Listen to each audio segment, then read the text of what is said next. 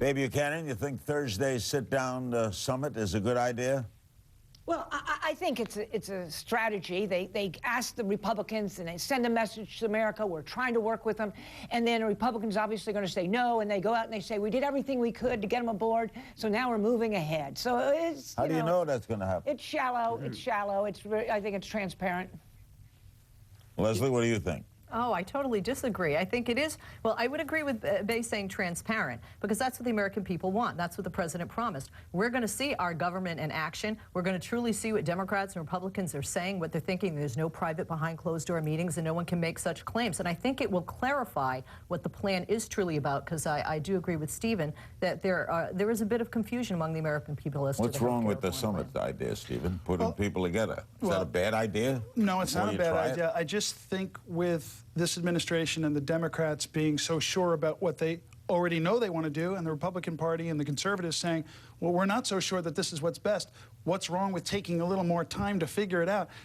And then you said yourself just a little bit ago, Larry, you said, well, isn't that just the political process and people trying to force this and that? This is way too important. This is going to cost way too much money to Russia. We haven't had a major health bill in 175 years. So then shouldn't we do it right and not rush it? 14,000 people a day go off insurance every day in America. 14,000 people. I can tell you right now, when we get into CPAC and we start talking about all that, I'll tell you what the conservative youth of this country have a lot to say about it. I may not get to it. So what, the youth are not in favor of health care? I was at CPAC, and I was there. We did this thing called the XPAC Lounge. We had 4,000 young college conservatives at this event. They are terrified about the future of this country and what's happening with big government, controlling everything, making decisions for everybody. A lot of these young kids in college today are really scared, Larry, and they want to see things change for the future. With all due respect, By the way, Peter Beinart, before I ask him, we want you to check out his article. He's got the front cover story in Time magazine this week. It's entitled "Why Washington is Frozen." There you see its cover. It's very adeptly written, no matter what your opinion is. All right, Peter, do you think this Thursday idea is good?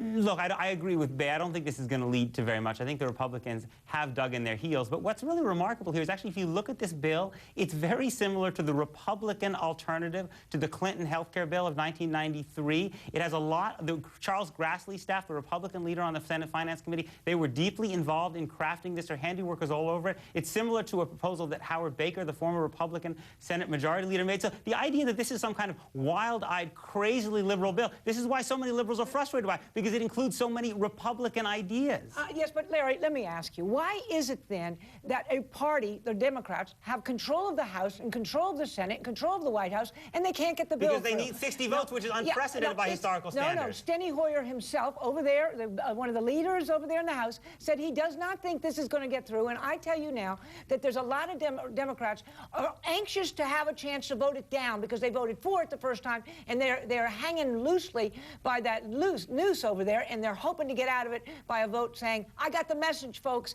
I'm voting it down.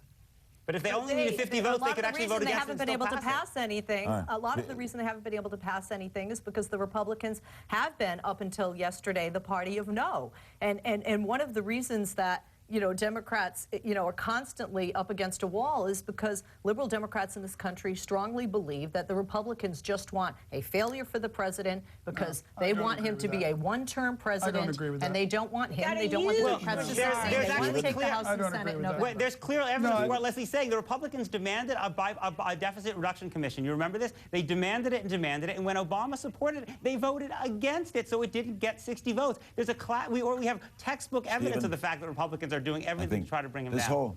This whole discussion says we're broken.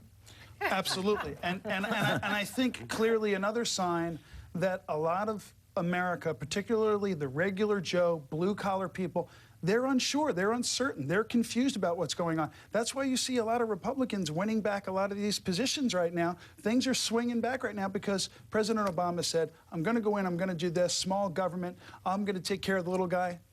And that's just not what we're seeing, Larry. We'll be back with more. Don't go away.